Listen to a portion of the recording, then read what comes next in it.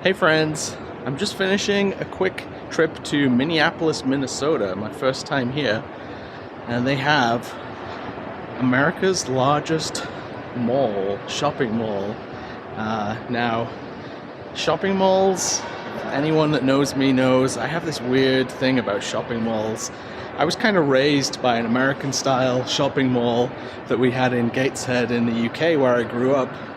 And for some reason, shopping malls have always been really interesting to me. These like giant places with tons of different stores and activities. And this one in particular is a real doozy. So I figured I'd spend a few hours before my flight checking it out. The Mall of America is pretty big, even in terms of just the square footage it takes up, but I think it's also about 4 levels, and so it's really expansive. This place was built, I think, in the 80s, and I love a good retro water feature.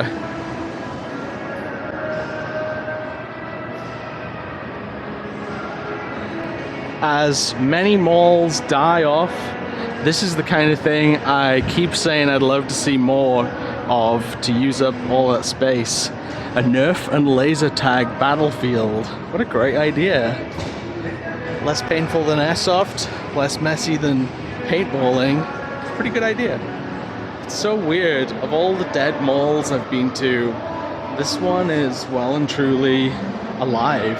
For reference, it's 10 a.m. on a Friday. It's not exactly busy, but there's people here, and I guess it doesn't hurt that there's like tons of different shops and interesting things to look at and do. There's a Sea Life Center aquarium back there, an M&M store, there's a Lego store, and there's this place. Nickelodeon Universe, a theme park within a mall. How cool is that?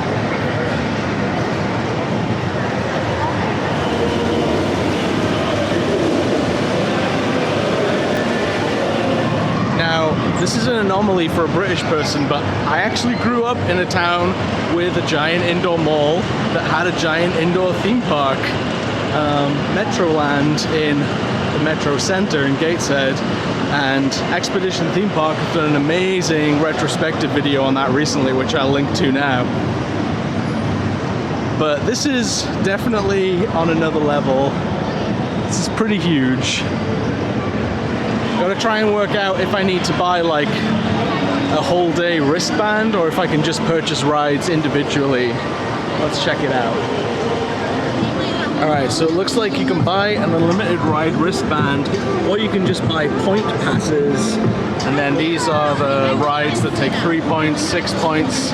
So I think I'm going to try and ride 3 rides. Let's give that a go. Purchase tickets, point passes. I want the 18. Yes, $24. Okay, that's slightly cheaper than $45. Alright, we're sorted. Let's go see which of these rides is actually open today. They have a bunch of really cool flat rides, like this, I think it's called Air Race or something like that. Correct me in the comments if I'm wrong. Themed to the Ninja Turtles. It's pretty awesome. And then this guy, a SpongeBob themed roller coaster, Rock Bottom Plunge, which looks like the Gerstlauer I rode at Knott's Berry Farm a couple of weeks ago, Hang Time. So let's give this a try. There we go.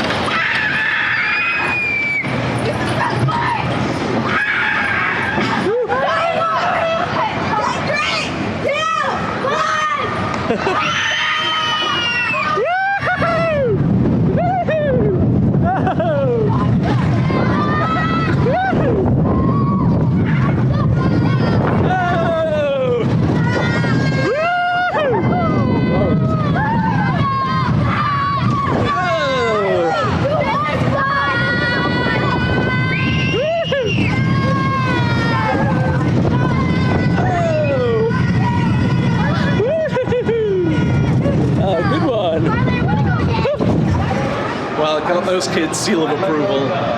That's pretty fun. Yeah, pretty much like hang time at Knott's.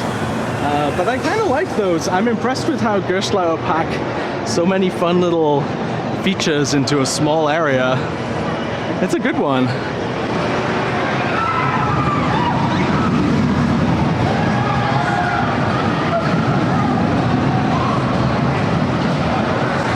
Alright, time to chase that new hotness with what's probably a classic, Pepsi Orange Streak.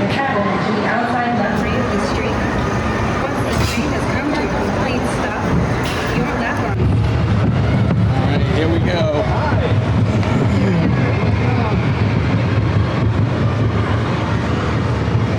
Wow, great view of the park from here.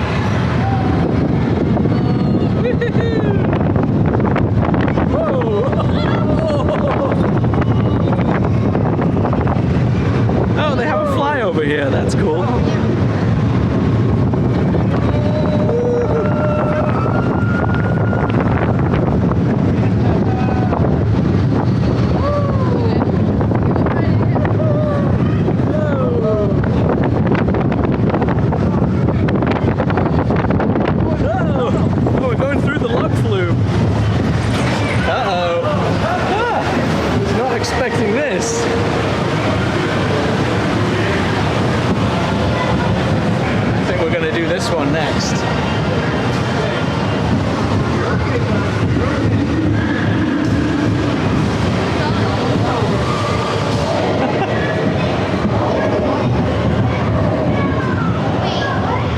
Unexpected.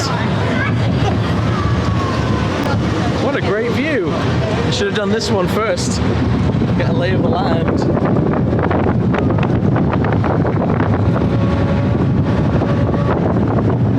Woohoo!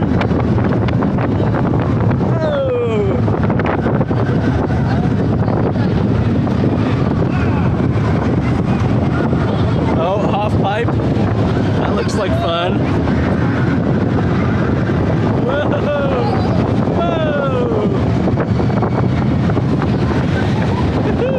Some great interactions. And we're back. I think that would be a great first time coaster for any parents with kids who want to get them into coasters. It was very gentle. It's probably not the extreme name that Pepsi want to be associated with, but the kids sitting in front of me seem to have a blast, so that was great. Now the other rides in this park that I'm interested in, there's that half pipe that we saw, there's a spinning coaster. Might be a little too early in the morning for me for a spinning coaster, but I love the look of that log flume, and even if it might get me wet before my flight, I think I'm gonna go check it out.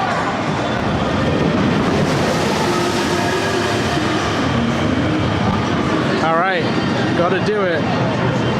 Oh, these guys look a little wet. Uh-oh.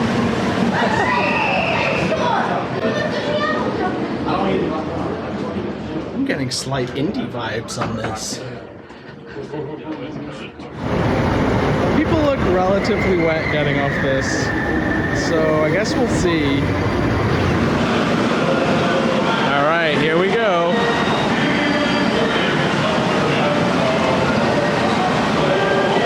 What's that, lumberjacks? It's pretty expansive. Oh, hands and arms. And up the first lift hill towards Hooters. Wow, what a treat.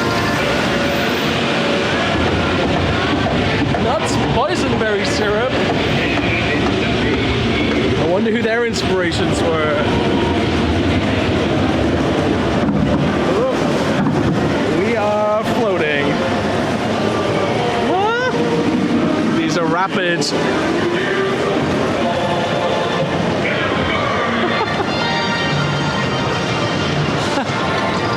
Wow, Kenny Loggins. That's the name of that beaver. Oh, you're definitely picking up speed here. It's a little splashy. Again, great view of the park from here. Wow, this is great. Uh-oh, not liking the look of that splashdown. Yeah, some great speed up around here. Oh, we're gonna slow, maybe splash. Oh, oh my word. That does not bode well. I think I got a little too much speed up with my being the only person in here. My knees are wet. Oh look, lumberjacks. Okay, here we go. Okay.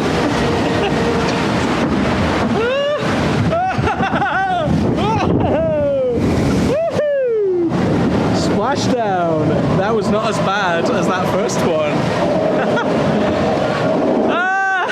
A giant ball. Oh, I think I've heard about this. I think this is like some Minnesota thing. Paul Bunyan, maybe? It's like a fairy tale or, you know, urban legend about a giant lumberjack. Ah, a bear!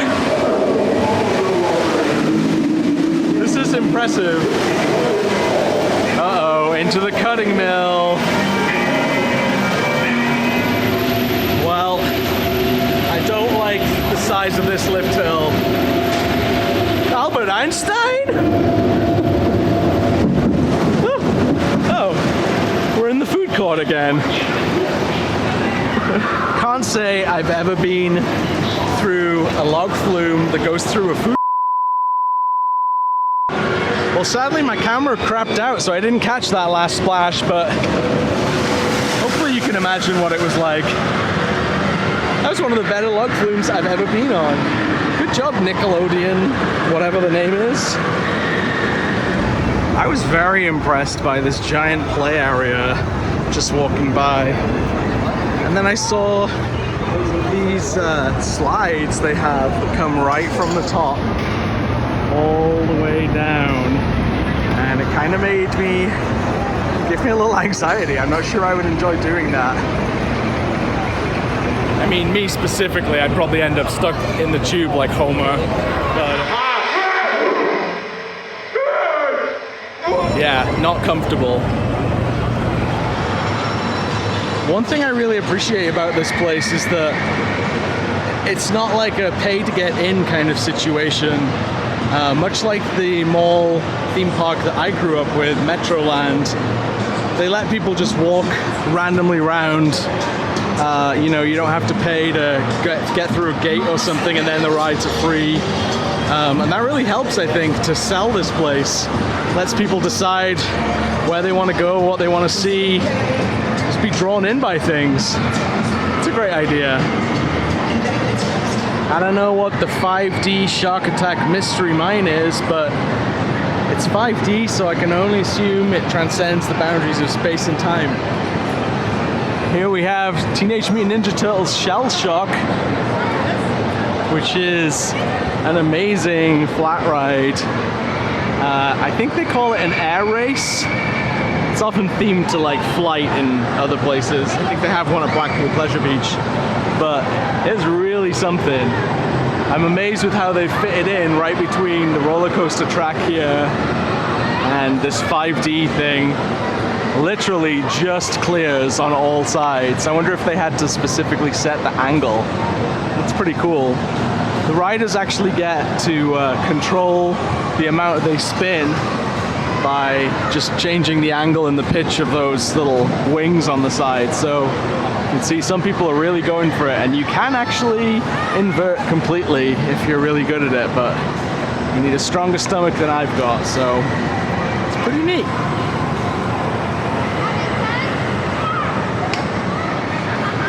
And I got sick just filming that, so I'm not sure how you guys feel watching it. Well, all in all, I'm pretty impressed with Nickelodeon Universe, give it its full name. Granted, I only spent like an hour and a half here, but I got 3 rides in with hardly any queuing in that time. In fact, it was probably honestly more like an hour, so I would recommend coming here again, if only just to see the incredible 4-story mall, the biggest mall in America. Well, thanks for a great time, Nickelodeon Universe. I will honestly probably be back. Yeah, and thank you for watching this video. Stay tuned for more. See you later.